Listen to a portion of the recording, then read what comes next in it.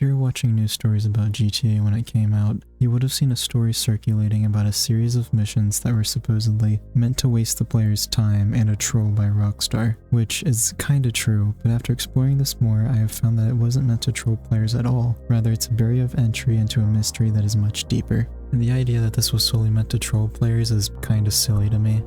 A lot of people like to say Rockstar likes to troll players, but as someone who actually plays their games, I really don't get that vibe at all.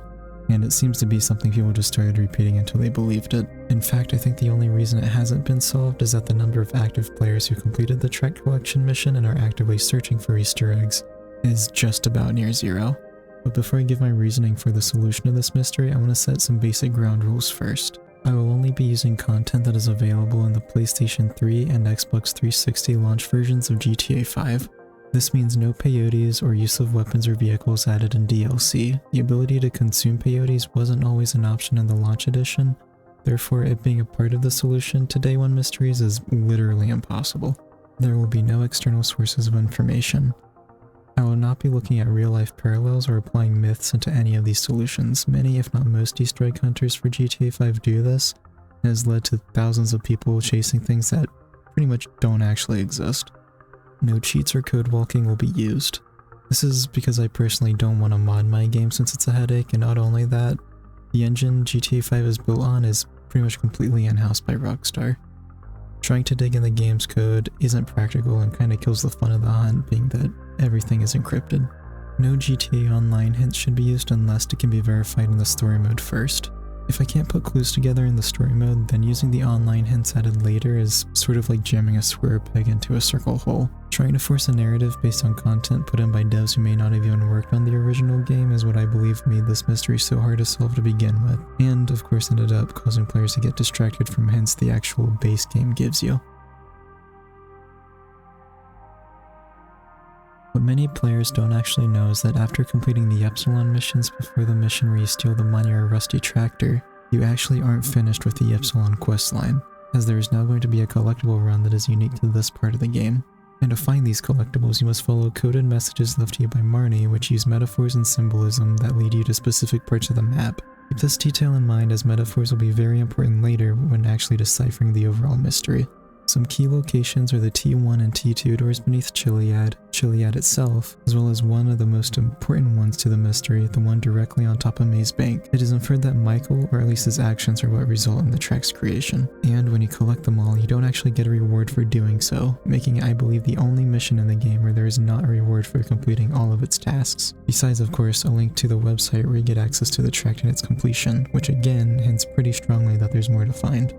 In fact, when we read the Tract, it is written in pretty much the same language Marnie was using in terms of metaphors.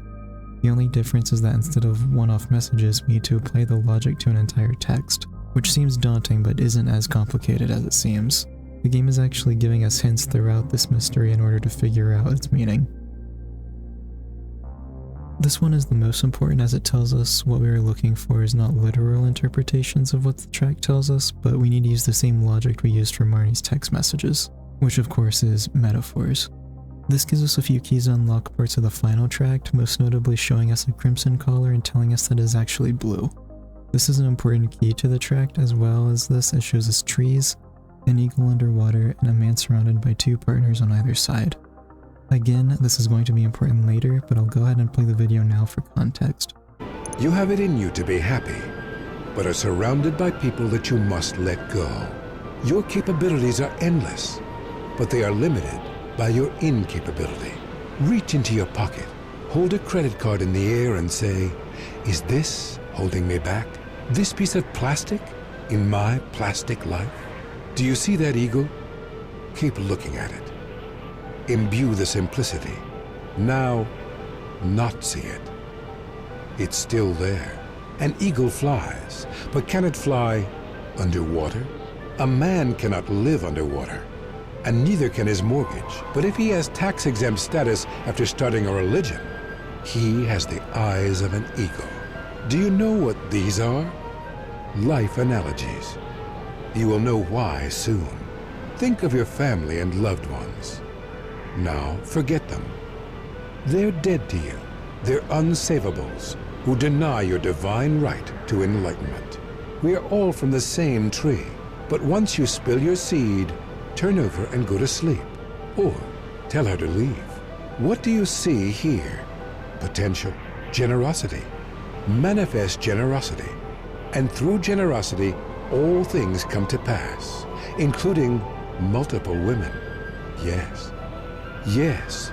Now we are getting somewhere. What color is this? No, it's blue. Unlimit your limitations. Don't embrace doubt. Doubters never succeed like celebrities or entrepreneurs. Famous people never doubt anything. You aren't learning anything because you know it all already. To understand completely is to be complete. That is the central maxim of our knowledge. And knowledge requires no faith. Just as you understand your hunger, the ache in your loins, or the simplicity of paying in installments to understand more about life. Are you ready? Are you ready to understand? I am Chris Formage.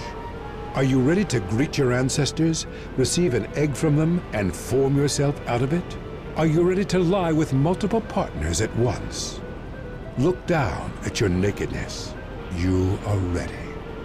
Kiflan, you have understood the technology of our existence.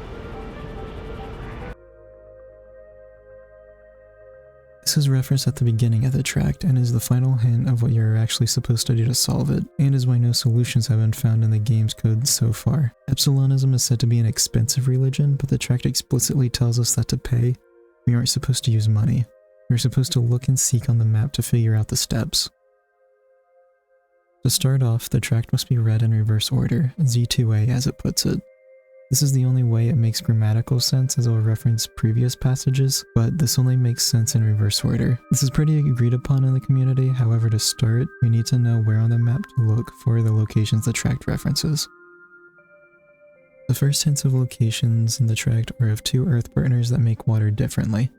One earth partner holds a cutting of the peach tree, and the other is one that no longer makes water and is the form of the thorn bush or cactus. As well as this, the earth partner that no longer makes water is said to be in an empty place where death and objection unite as one, and is surrounded by people who, as the tract says, want you dead. Using these hints, we are led to the fountain in Davis Court Plaza. The fountain here is made up of objects that resemble thorns, and the fountain itself is no longer functionable, literally no longer making water. The fountain is also the centerpiece of the plaza, connecting the courthouse, which is symbolizing objection, and the police department, which symbolizes death.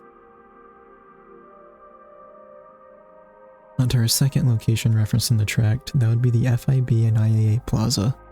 This part of the tract is in reference to the peach tree, apple tree, and the eagle in a lake, most obvious of which being the eagle because, I mean, come on.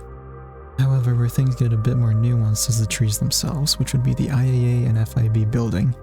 There are several connections here that confirm it, however we will get back to this as it requires us to move on to location 3 to observe these hints properly.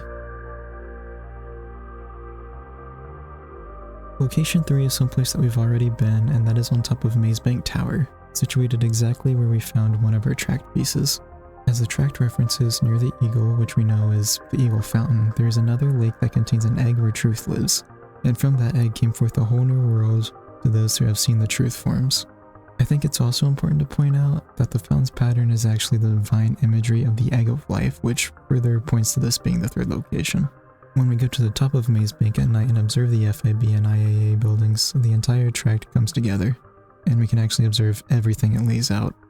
First off, we must follow the blue light referenced in the tract. However, as we know, we are not looking for a literal blue light, but a crimson one. And that is directly in front of us, which leads to the edge of the building viewing the FIB and IAA courtyard, or same orchard as the tract puts it. The tract also tells us both trees are different but are the same.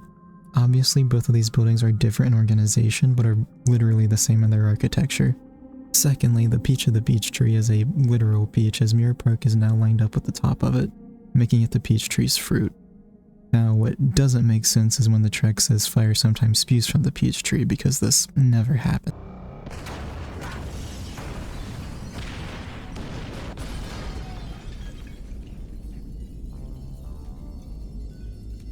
Now that we know positively that this is in fact the peach tree, we can use the tract to confirm that the IAA building represents the apple tree.